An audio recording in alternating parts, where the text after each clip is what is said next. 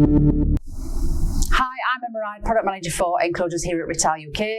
And I'm Karl, I'm the Climate Control Product Manager. And what we want to do today, we want to discuss the different types of materials when you're looking at outdoor enclosure selection.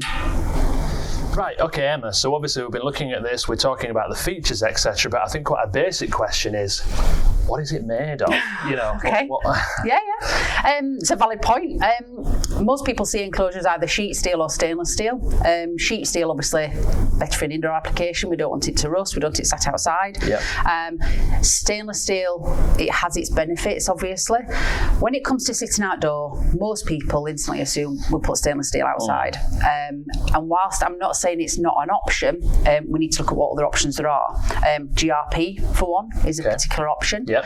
But we can be limited then in terms of how we fit the internals of the actual enclosure out, and also we don't look at a double skinned option on that for a GRP.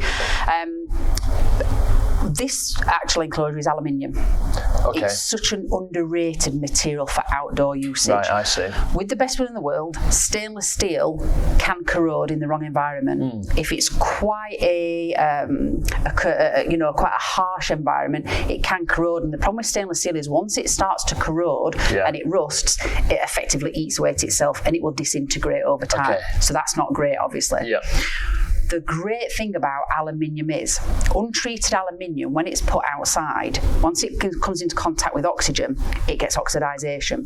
It literally creates its own protective barrier on the actual aluminium itself. Yeah. So like a skin, So it looks a little bit like a white powder. Now, if you were to rub that white powder away, that's fine. It will grow again effectively. Okay. So it's sort of self-generating. Yeah. So aluminium sitting outside is actually it's a really, really good material. Now, obviously, ourselves and other manufacturers tend to paint the aluminium to give it that extra layer of protection. So initially, it's protected. But if this enclosure was to get damaged at any point outside and the paintwork was to be taken away, then it would actually create its own self-protecting layer on it with the oxidization that's on there. So aluminium, like I say, it's a really, really great material. It's more lightweight, which is really good for transport, for handling, that type of thing. It's actually got a fantastic IK rating. The IK rating, which is the impact rating, is actually higher than stainless steel. Now, the reason for that is that aluminium actually flexes. Right. So if there's an impact on it, the material will flex rather than naturally crack. Obviously, that depends how big the impact is, but ultimately, under standard test conditions, aluminium would have a higher impact rating than stainless steel would. And again, the strength to weight ratio of this is actually stronger than steel. Wow. The strength to weight ratio. So again, you've got to look at all them factors. Stainless steel, it can be costly, obviously. It's potentially not necessarily the right material to put outdoors.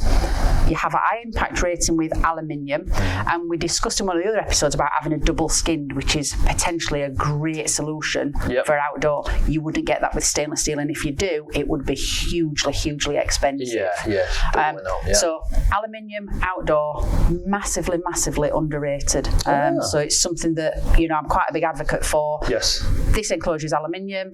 We have other outdoors enclosures that's aluminium. I say we have GRP enclosures as well. But like I say, for me, from an education point of view, when people are looking for outdoor enclosures, please just don't consider stainless. Look at what other options there are out there, that's all, and decide which one is the right choice for your application. It's interesting, all that thought that's gone behind. You just look at it painted and you just automatically think steel. And there's so much more going under the skin, if you like. Absolutely. There is. So very nice.